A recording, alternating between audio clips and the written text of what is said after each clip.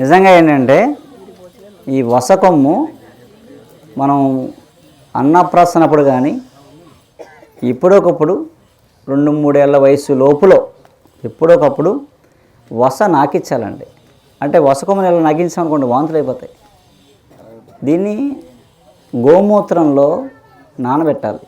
ఒక కప్పులో మూలికేసి గోమూత్రం పోసి ములిగేలాగా ఈరోజు పోసాం కదా, రేపు మూత్రం తీసేయాలి. తీసి మళ్ళీ రాత్రి మూత్రం పోయాలి. తీసి పొద్దున్నే మూలిక ఎండబెట్టుకోవాలి, మూత్రం తీసేయాలి. అంటే రాత్రి గోమూత్రంలో ఉండాలి, పొద్దున ఎండలో ఎండాలి, సాయంత్రం మళ్ళీ కొత్త మూత్రం పోయాలి.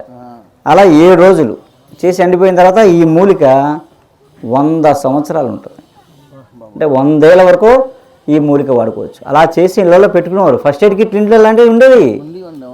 గచ్చకాయ, గారకాయ, సొంటికొమ్ము, వసకొమ్ము, ఈ దుంపరాష్ట్రం ఇవన్నీ పెట్లో ఇంట్లో ఉండి ఏ వస్తే వేసేవాడు. ఇలా రంగరించి నాలుగు వేసేవాడు.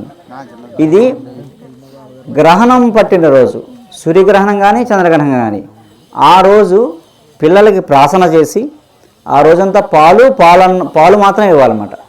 పాలు నీళ్ళు అంతే, ఇంకేమి ఇవ్వకూడదు. మన్నాడు వరకు ఇస్తే బృహస్పతి అంత తెలివైనడు అవుతారు అన్నమాట. మేధస్సు అద్భుతంగా పెరుగుతుంటుంది.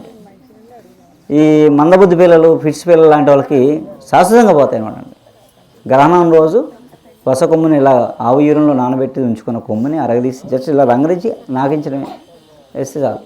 చిటికేస్తే అసలు బ్రెయిన్ ఇప్పుడంతా పిల్లలంతా హైపర్, ఆటిజం ఇలాంటి మనం వినని పేర్లు ఇవన్నీ వాళ్ళు దెబ్బ సెట్ అయిపోతారు గ్రహణం రోజు వేస్తే. అలా ఇలాంటివన్నీ ఇక్కడ వేస్తాం మేము.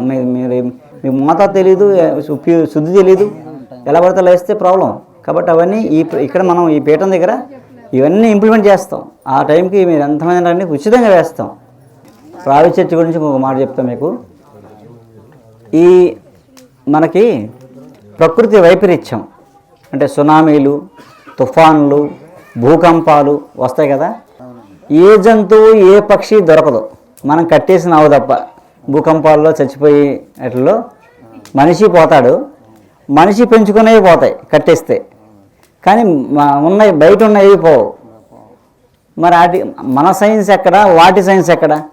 వాటి గమనం ఏంటంటే రావి చెట్టు ఈ ఆకుందా, ఆకు కొస ఉంది కదా, ఈ కొస గాలికి ఊగే దాన్ని బట్టి గాలికి ఊగడం, దాని ఊగడాన్ని బట్టి ఎన్ని రోజుల్లో భూకంపం వస్తుందో, ఎన్ని రోజుల్లో సునామీ వస్తుందో తెలుసుకుని 4 రోజుల ముందే పరారైపోతాయి ఇక్కడి నుంచి. అందుకు చెట్టుని గమనిస్తే మనం వీటిని చెప్పేయచ్చు, శాస్త్రం చెప్పచ్చు అనమాట. అలా పూర్వం అందరూ అలా మొక్కల్ని గమనించి, నక్షత్రాలను గమనించి, చుక్కల్ని బట్టి చెప్పేసేవారు, టైం కూడా చెప్పేసేవారు. అంత సైన్స్ ఉంది. ఇప్పుడు మన సైన్స్ గొప్పదా, వాటి సైన్స్ గొప్పదా? అలా ఏంటంటే అద్భుతంగా పక్షులు. నమస్కారం అండి, నా పేరు విజయలక్ష్మి. నేను సంవత్సరన్నర నుంచి గురువు గారి వీడియోలు అన్నీ ఫాలో అవుతున్నాను. నాకు తెలిసిన చిన్న చిన్న అనారోగ్యాలకు కూడా అందరికీ ఆ మందులు నేనే చేసి ఇచ్చేసి అట్లాగా చేస్తున్నాను. నమ్మట్లేదు కానీ తగ్గితే నమ్ముతున్నారు. మా అమ్మగారికి మెయిన్ ప్లేట్లెట్స్ 3000 పడిపోయాయండి. ఆవిడ మామూలుగానే ఉన్నారు యాక్చువల్గా. ఏదో మా జనరల్ చెకప్ అని అంటే తీసుకెళ్ళాము, అది రిపోర్ట్లో 3000కి పడిపోయిన ఇది. ఇంగ్లీష్ మెడిసిన్స్ ఇంకా ఇమ్మీడియట్ హాస్పిటల్కి తీసుకెళ్ళాము. 1.5 year అసలు ఆ మెడిసిన్స్ ఏమో ఆవిడ వేసుకొని అంటారు, ఆవిడకి ఇంగ్లీష్ మెడిసిన్స్ పడవు.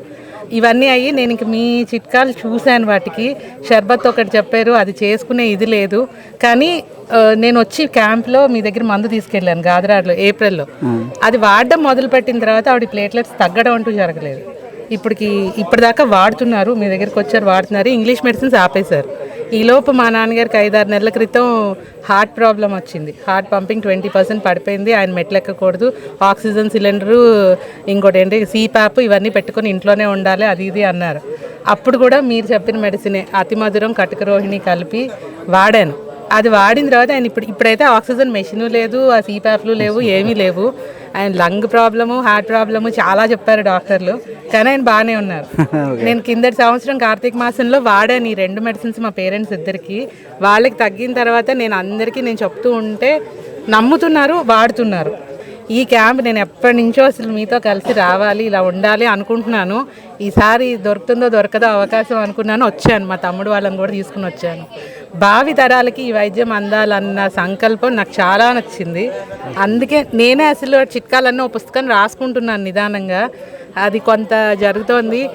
టిప్స్ అన్నీ కూడా అసలు ఆ గురుకులంలో మీరు పెట్టే గురుకులం ఇంకా ముందు పెట్టుంటే మా పిల్లల్ని మేము అందులోనే జాయిన్ అయిపోతాం.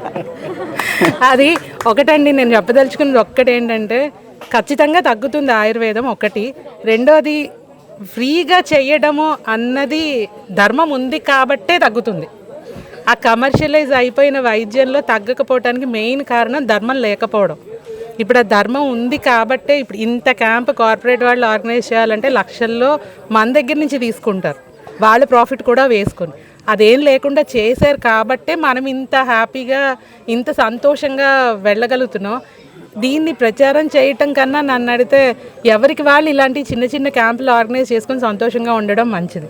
మీ దగ్గరికి సంవత్సరానికి ఒకసారి రావచ్చు, కానీ ఎవరికి వాళ్ళు చేసుకుంటే మీ మీద బర్డెన్ తగ్గుతుంది. నేను చెప్పదలుచుకున్నాను. నేను నేర్పుతాను, తర్వాత మీరు చేసుకోవాలన్నమాట.